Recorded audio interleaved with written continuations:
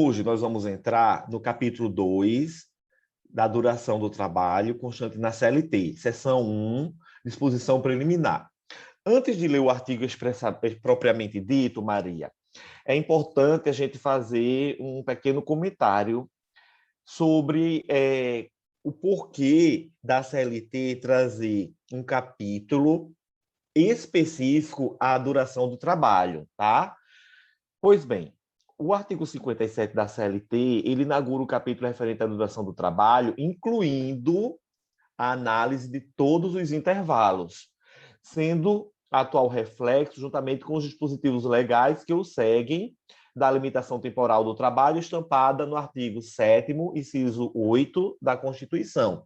A gente sabe que, por se tratar de uma legislação infraconstitucional, por óbvio que a CLT ela tem que se adequar aos parâmetros mínimos estipulados na Constituição. A gente sabe que o artigo 7º da Constituição, que versa sobre os direitos trabalhistas, né, ele estatui um patamar mínimo civilizatório. Portanto, ele não impede que a legislação infraconstitucional ele venha albergar direitos maiores do que aqueles mínimos estipulados na Constituição. O que a Constituição proíbe, ou o que a gente chama de retrocesso social, é que a legislação infraconstitucional e a própria mudança constitucional, por meio das reformas pertinentes, também diminuam esse patamar mínimo civilizatório. A exemplo, quando a Constituição fala que as horas extraordinárias serão remuneradas, no mínimo, com um acréscimo de 50%, nada obsta que uma legislação infraconstitucional, ou mesmo um acordo coletivo de trabalho, a convenção coletiva de trabalho, um regulamento interno empresarial, venha estatuir um percentual maior. Ele não estará colidindo com o texto constitucional. Muito pelo contrário, ele vai estar albergando direitos superiores com supedâneo no permissivo na própria Constituição. E aí, só para concluir essa nota introdutória, é importante salientar que a estipulação da quantidade temporal do labor máximo foi uma enorme conquista dos trabalhadores e remonta à luta operária em razão das condições penosas de trabalho quando do período da Revolução Industrial. Em razão do movimento, em razão dos movimentos sociais embrionários dos sindicatos, algumas leis foram sendo criadas para a limitação da jornada de trabalho. A exemplo da Lei Peel, na Inglaterra, em 1802, com limitação de 12 horas diárias de trabalho, ou no Brasil, o Decreto Presidencial número 1313 de 1891, com a limitação da duração de 7 horas aos menores de 14 anos e 9 horas para os jovens de 14 a 18 anos. Por óbvio que a gente sabe que, no caso do Brasil especificamente, houve uma alteração, né? Porque, por exemplo, hoje nós sabemos que nenhum trabalho é permitido aos menores de 14 anos. Para complementar, a primeira convenção, ou uma das primeiras convenções da OIT, foi exatamente a limitação da duração da jornada de trabalho. Convenção número 1 sobre duração do trabalho na indústria, 1919. E a Convenção número 6 sobre o trabalho noturno de menores, indústria, 1919. Uma questão que, no Brasil, o Decreto Presidencial número 21.364, de 1932, foi o primeiro diploma a passar a prever a limitação da duração de 8 horas diárias de labor, sendo reproduzido no artigo 121, parágrafo 1º da Constituição de 1934. Ok. Então, artigo 57. Os preceitos deste capítulo aplicam-se a todas as atividades, salvo as expressamente excluídas, constituindo exceções às disposições especiais concernentes estritamente a peculiaridades profissionais constantes do capítulo 1 do título 3. E aqui, Maria, é importante já deixar claro que alguns dispositivos seguem uma limitação de jornal específica. E essa limitação, ela vem, em sua grande maioria, excepcionada na própria CLT, como, por exemplo, os bancários, nos artigos 224 a 226, os empregados em serviços de telefonia, de telegrafia submarina, subfluvial, de radiotelegrafia e telefonia e radiotelefonia, artigos 227 e 231, músicos profissionais, artigos 232 a 233, dentre outras excepcionalidades que nós iremos ler à medida em que formos avançando na leitura dos artigos da CLT. Seção 2, da jornada de trabalho. Artigo 58.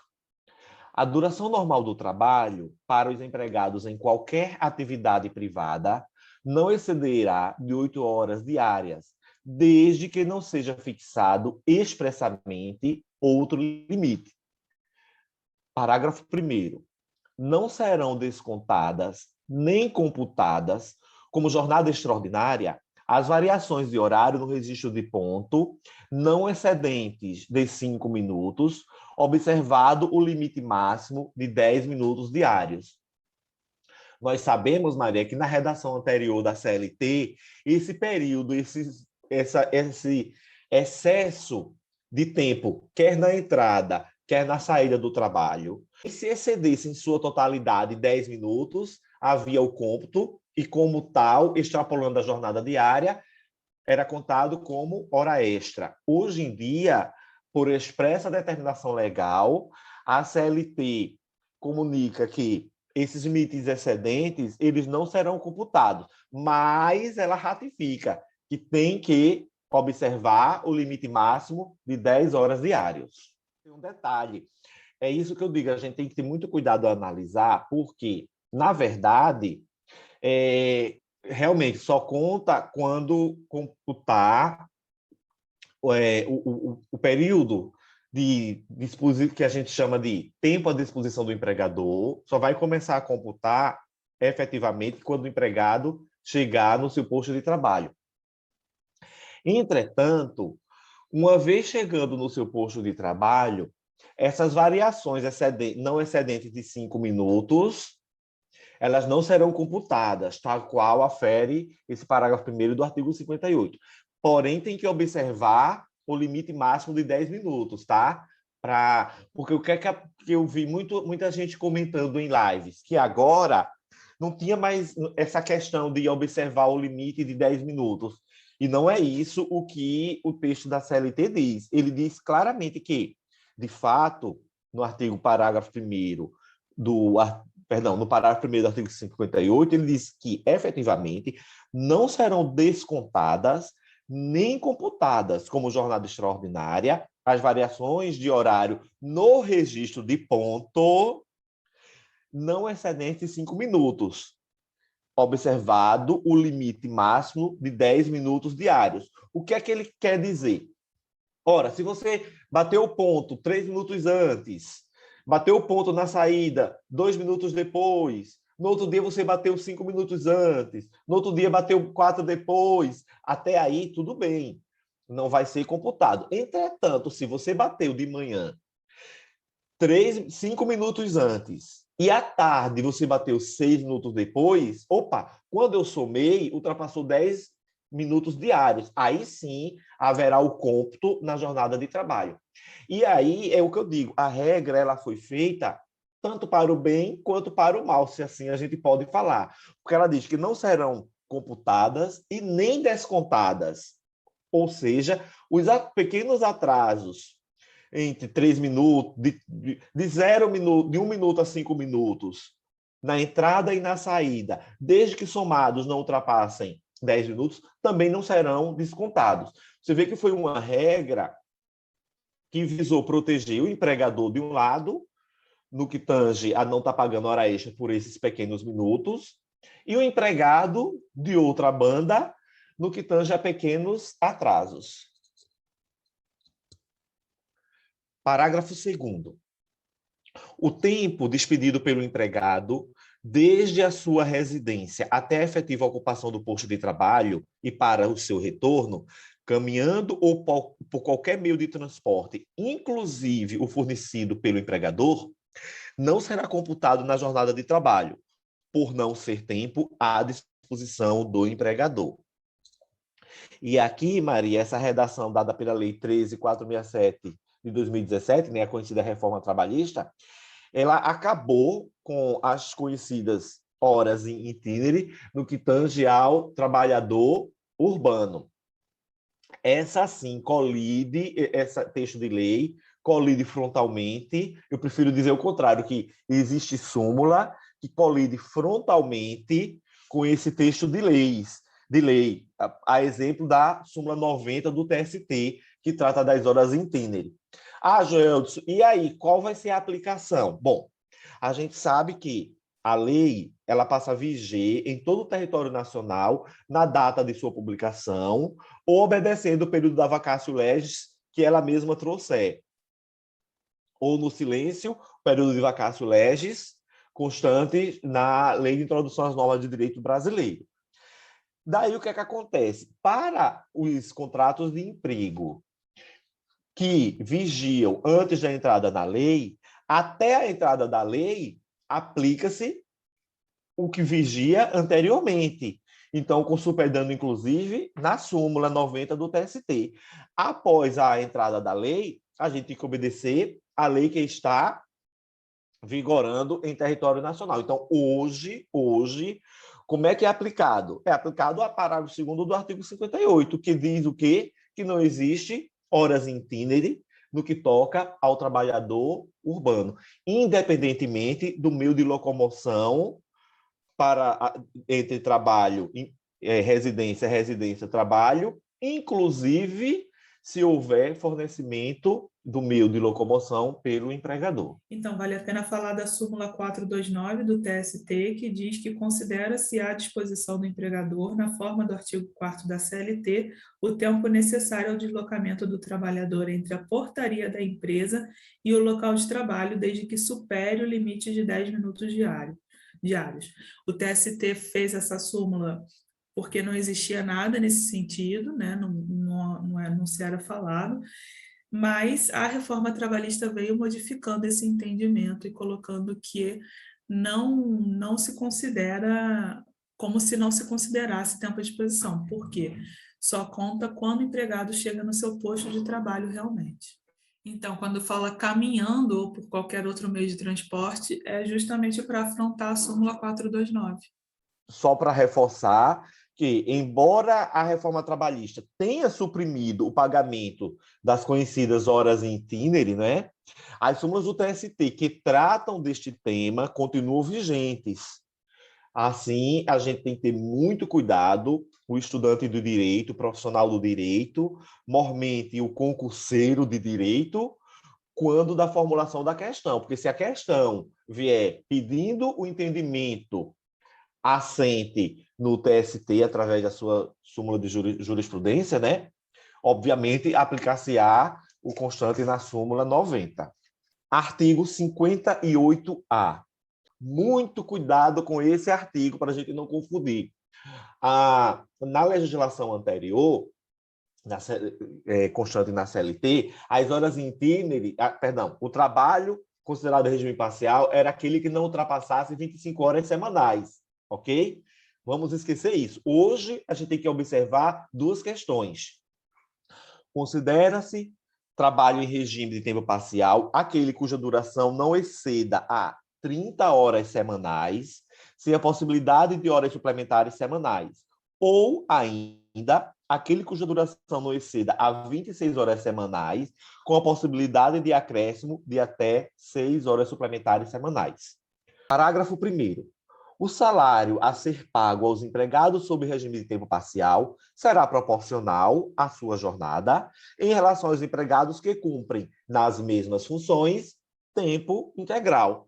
Muito razoável o artigo. Ora, se o cara trabalha 8 horas e ganha R$ 1.100, se eu trabalho só 4 horas, é razoável que eu ganhe apenas R$ 550, posto que o salário mínimo nessa situação, deve ser considerada em relação ao salário mínimo hora, não havendo qualquer mácula ao pagamento do salário mínimo vigente no país. Parágrafo 2º. Para os atuais empregados, a adoção do regime de tempo parcial será feita mediante oposição manifesta perante a empresa, na forma prevista em instrumento decorrente de negociação coletiva. Aqui a gente vê que tem que ter 2 requisitos para quem já é empregado da empresa. Primeiro, haver um instrumento coletivo que possibilite essa instituição. E segundo, em havendo essa possibilidade em instrumento coletivo, que o atual empregado ele se manifeste perante a empresa por meio de instrumento previsto na própria convenção coletiva, que verse sobre esse seu interesse. Então, não é automaticamente e nem existe a impossibilidade de um empregado que já ou seja da empresa aderir à questão da jornada em tempo parcial. Parágrafo 3º. As horas suplementares à duração do trabalho semanal normal serão pagas com o acréscimo de 50% sobre o salário hora normal. Por que sobre o salário hora normal, Maria? Porque exatamente o salário hora normal dele vai levar em consideração a proporcionalidade do salário mínimo ou do salário pertinente aos empregados que, na mesma função, trabalhem em jornada integral. Ok? Aqui tem uma pegadinha, Maria, que tem que ter cuidado. A Constituição diz que o trabalho exercido em regime extraordinário será pago com acréscimo de, no mínimo, 50%. Aqui, ele não fala em no mínimo. Parágrafo 3º. As horas suplementares à duração do trabalho semanal normal serão pagas com acréscimo de 50%. Ele já taxa que o acréscimo é de 50% sobre o salário hora normal. Atenção nessas pegadinhas numa questão de prova objetiva. Parágrafo 4º. Na hipótese de contrato de trabalho em regime de tempo parcial ser estabelecido em número inferior a 26 horas semanais, as horas suplementares a este quantitativo serão consideradas horas extras para fim de pagamento estipulado no parágrafo 3º, estando também limitadas a 6 horas suplementares semanais. Aqui é só a gente analisar em contexto com o artigo 58 caput, 58A caput. Que é o artigo 58A caput não pode exceder a 26 horas com possibilidade de jornada extra. Quando ele diz não pode exceder a 26 horas, Maria, você pode estipular por 15 horas, por 16 horas, por 17 horas. E aí o que é que ele diz? Sendo inferior às 26 horas, que é o máximo, né, nessa situação, com hora extra, também pode haver horas suplementares, porém limitada às 6 horas. Porque o cara poderia dizer o seguinte, tudo bem, como ele não excede 26 horas, eu posso ter mais 6 horas de hora extra, já que eu estou dando, por exemplo, está sendo uma jornada só de 15 horas, eu posso fazer mais 11 horas extras para chegar pelo menos no mínimo 26. Não é isso que ele diz. Ele diz que, mesmo se for estipulado por menos de 26 horas, na hipótese de poder ter horas extras, as horas extras ficam sempre limitadas a 6. Ou seja, ou você contrata 30 horas, 100 horas extras, ou até 32 horas, considerando as horas extras. Parágrafo 5º. As horas suplementares da jornada de trabalho normal poderão ser compensadas diretamente até a semana imediatamente posterior à de sua execução, devendo ser feita a sua quitação na folha de pagamento do mês subsequente, caso não sejam compensadas. Parágrafo 6º. É facultado ao empregado contratado sob regime de tempo parcial converter 1/3 do período de férias a que tiver direito em abono pecuniário. Parágrafo 7º. As férias do regime de tempo parcial serão regidas pelo disposto no artigo 130 desta consolidação. Então, analisando esse artigo 58A e seus parágrafos, a primeira coisa a se fazer é que o trabalho em regime parcial, ele agora tem 2 possibilidades. ficar limitado a 30 horas semanais, porém sem direito à jornada em prorrogação, em trabalho em hora extra, ou ficar limitado a 26 horas semanais. Neste caso, com possibilidade de mais 6 horas extras. A possibilidade de compensação de jornada, mesmo para quem trabalha em regime de tempo parcial. Outrora era vedada, agora há essa possibilidade. Porém, essa compensação tem que ocorrer necessariamente até a semana posterior à sua execução, certo? E a quitação tem que ser feita até, no máximo, o mês subsequente, caso não haja compensação. Exemplo, se o empregado, a título de jornada, se o empregado trabalha submetido à jornada de tempo parcial até 26 horas e fez 6 horas extras numa determinada semana, essas 6 horas devem ser compensadas necessariamente até a semana posterior. Caso não haja essa compensação, esse valor deverá ser necessariamente adimplido com acréscimo de 50% sobre o salário hora normal. E esse adimplemento tem que ser feito até, no máximo, o mês subsequente àquele em que foram efetuadas ou laboradas as horas extras. Houve também inovação no que tange a conversão do terço de férias, não era possibilidade, hoje é. O trabalho em regime parcial admite a conversão do terço de férias, né, que é o que a gente chama de abono pecuniário. Por quê? Porque o trabalho em regime parcial, Maria, ele tinha uma sistemática de férias diferente do trabalho em regime integral. Hoje, ambos são regidos igualmente pelo artigo 130 da CLT, razão pela qual pode haver essa conversão do terço de férias.